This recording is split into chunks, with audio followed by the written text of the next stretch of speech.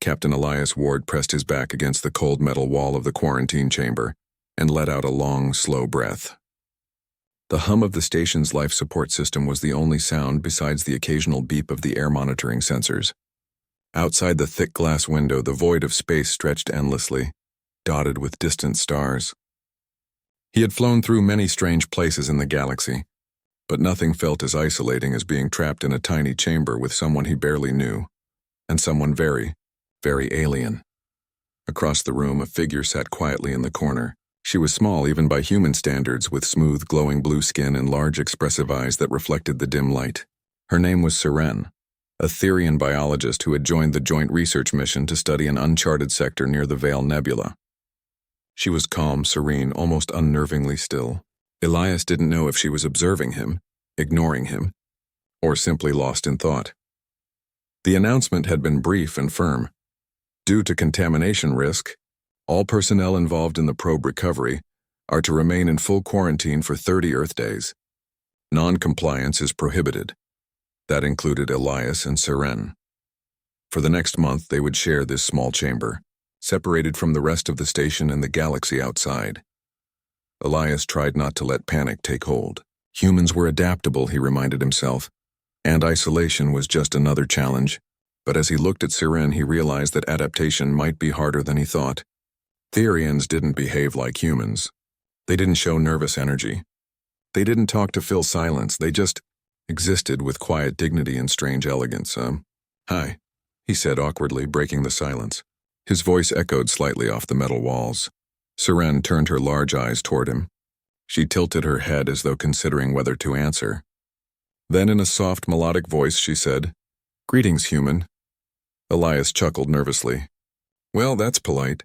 I'm Elias, you are Seren." She nodded once, curtly. Elias tried to smile. "So, we're stuck here together for a while." "Yes," she said simply. No hint of emotion. The first day passed in tense silence.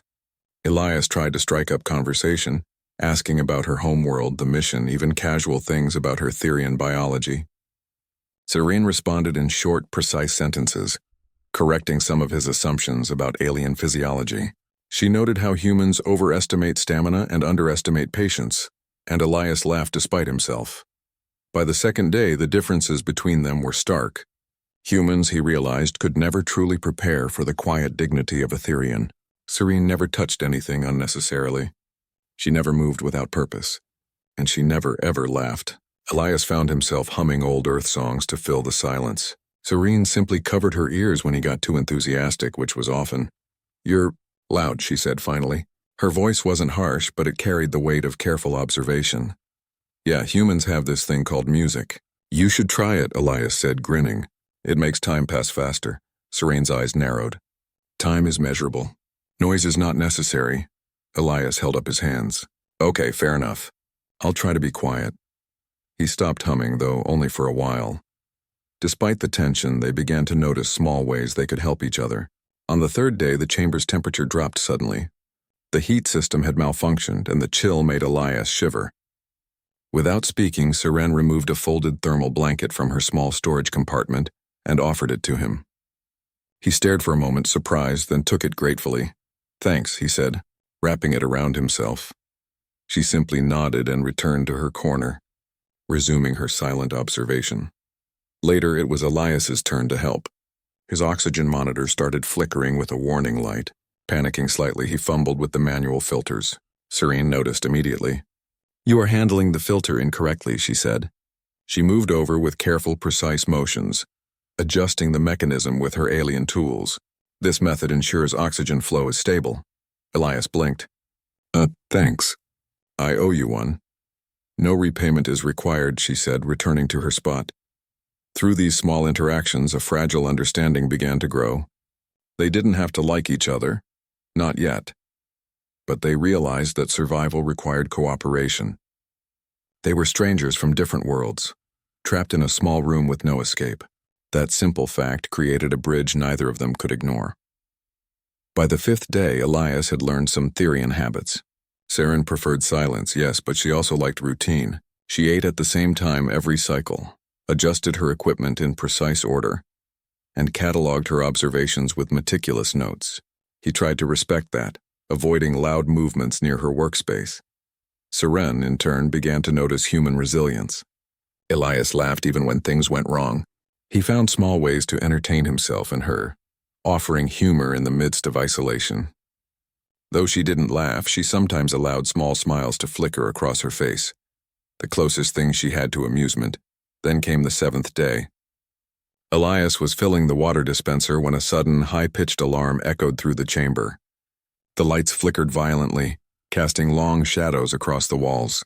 The air shimmered strangely, and both felt a strange dizziness, almost as if reality itself had warped. Unknown contaminant detected, the system announced in a calm, mechanical voice. Elias froze. What the? Seren's eyes widened. This is not biological. She moved swiftly to the monitoring panel, her fingers dancing across the alien interface. It is nanite-based. From the probe debris we recovered, Elias frowned. Nanites? You mean those tiny machines that can eat metal? Yes, Seren said, her voice tight. They are unpredictable. They are interacting with the air, the filters, possibly. A chill ran down Elias's spine. Being stuck together in a sealed chamber was one thing, but being trapped with something they didn't understand, something that could alter them at a microscopic level, was another. Okay, he said, forcing calm. We need a plan, fast. Seren nodded, moving closer to study the air scrubbers. We must work together. There is no alternative. For the first time, they truly faced each other as partners, not just strangers sharing a space. They set to work, combining human improvisation and theory and precision. Elias suggested temporary manual filters. Seren calculated airflow adjustments with near-perfect accuracy. Together, they managed to stabilize the chamber for the time being, though the flickering lights and strange shimmer in the air remained. Hours passed. They worked in silence, side by side, each aware of the other's breathing, movements, and resolve. For the first time, Elias felt the weight of theory and strength. Quiet, disciplined, and unyielding. Serene, for her part, noticed the strange courage of humans, their willingness to act before perfect understanding, to take risks because inaction was worse. By the time the system finally allowed them to rest, both were exhausted. Elias leaned back against the wall, watching Seren catalog the readings she had taken. He could see her glow dim slightly as she concentrated. You know, he said softly, this is not what I expected when I joined the mission. Seren glanced at him. I expected nothing human. Expectation is illogical. Adaptation is necessary, Elias smiled. Well, I guess we're both learning something. They settled into their respective corners, the first signs of trust beginning to take root. They did not speak again that night, but a quiet understanding filled the chamber. They were no longer just two strangers forced together. They were two beings learning to survive as one, despite the vast differences between them. And somewhere deep in the chamber's system, the nanites continued to shimmer in the air, unpredictable, untested, and unknowingly setting the stage for a bond neither Elias nor Seren could yet understand. For the first time in the mission, Elias slept without fear, not because the danger had passed, but because he realized he wasn't facing it alone. Seren did not sleep, at least not in the human sense, but she stayed alert, keeping an unseen vigil over both their lives. The quarantine chamber, once a prison, was slowly becoming a place of understanding, of quiet cooperation, and of the first fragile steps toward friendship. Little did they know, this was only the beginning. The shimmer in the air had grown stronger by morning. Elias awoke to a faint buzzing in his ears and a strange metallic taste on his tongue. He rubbed his eyes and glanced at Seren. She was already at the monitoring panel, her glowing blue fingers moving with precise grace over the controls. Her eyes reflected worry, though she did not speak. Morning, Elias said cautiously, trying to sound lighthearted. Seren did not respond. She was focused, analyzing the readings from the chamber's air scrubbers and oxygen filters. The nanite particles floating through the room had begun interacting with their very DNA. Subtle changes, almost invisible, but unmistakable to her trained senses. Elias stepped closer. What's happening? These nanites, Seren said finally. They are not inert. They are intelligent in a way. They react to our biology. They are learning. Adapting. Elias's stomach dropped. Learning, you mean they could change us? Yes, she said quietly. If we do not act, we may be permanently altered. There is no known cure. The gravity of the situation settled between them. They had survived isolation, adapted to each other's habits, and even begun to understand one another. But now survival demanded more than cooperation. It demanded courage and risk. The chamber's system issued a calm mechanical announcement. Nanite contamination detected. 2 options. 1. One subject may remain in permanent isolation to contain nanites. 2. Both subjects may undergo joint nanite purge and untested. Risk of mortality, high. Elias's heart thudded in his chest. Permanent isolation? That means someone stays here forever? Yes, Seren said. That is the logical method. Only one life is preserved fully, but it violates our instinct to survive together. He shook his head. I'm not leaving you behind. You should, Seren said. It is safer for you. Humans often overestimate their resilience. And Therians underestimate theirs, Elias countered. He ran a hand through his hair, feeling trapped between fear and determination. We're in this together. No one gets left behind. For the first time, a flicker of emotion crossed Seren's face. Your species is reckless, yet perhaps necessary.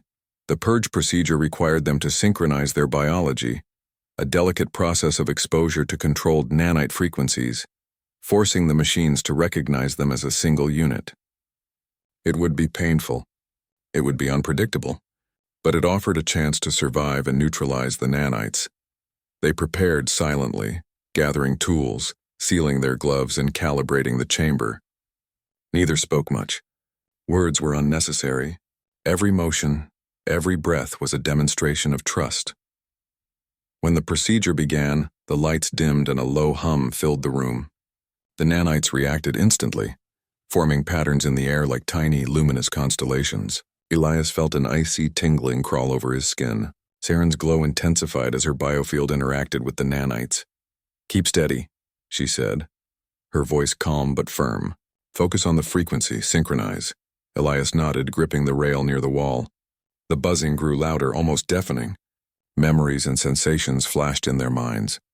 Earth storms, the laughter of his crew. Forests bathed in alien light. Oceans glimmering under twin moons. The nanites were scanning them, processing them, learning everything. Do you feel that? Elias shouted over the hum. It's touching everything in us. Yes, Seren replied. But we must remain unified. Only together can we override the signal. They focused, their hands barely touching, yet somehow connected through invisible energy. Elias imagined her world. Seren imagined his. And their combined understanding created a harmony the nanites could not resist. Pain surged, visions collided, but neither faltered. Minutes stretched into hours, though the chamber's panel indicated only seconds. The nanites shimmered violently, resisting control, but slowly, pattern by pattern, they began to respond. The air cleared, the buzzing softened, and the chamber lights returned to normal. Elias sank to the floor, gasping. We did it. Seren collapsed beside him, her glow dimming as she exhaled. Yes, she said softly. Together, we survived. They looked at each other in silence, a bond formed beyond words. Not just trust, not just understanding, but something deeper. Respect for courage, admiration for resilience, and the quiet warmth of shared survival. When the chamber doors finally opened, the medical team stared in astonishment. The nanites had been neutralized, not destroyed, but harmonized through human and Therian biosignatures. They had created a cure that no known technology could replicate. The doctors examined them carefully, checking vital signs and nanite residue. Elias flexed his fingers, noticing a faint bioluminescent mark on his wrist, identical to Seren's glowing skin. She smiled faintly at him, the first true smile he had ever seen from a Therian. You changed, she said softly. So did you, he replied, touching the faint mark on his wrist. Guess quarantine wasn't such a bad idea after all. Weeks later, they stood before the Galactic Council. Representatives from dozens of species watched in awe as Elias and Seren presented the results of their ordeal. The cure they had generated together could save thousands of lives. The council murmured among themselves, realizing that a human and a Therian had accomplished what no science team, AI, or technology could have achieved alone. Seren turned to Elias. Your species. Inspires humans are reckless yet brave. I underestimated you, Elias laughed. And your species. Surprises. I never thought glowing aliens could be this stubbornly smart. The council concluded the session with unanimous approval, praising both of them for courage, cooperation, and ingenuity. But Elias and Seren barely noticed the accolades. They were too busy learning about each other, laughing softly, comparing experiences, and sharing stories of home.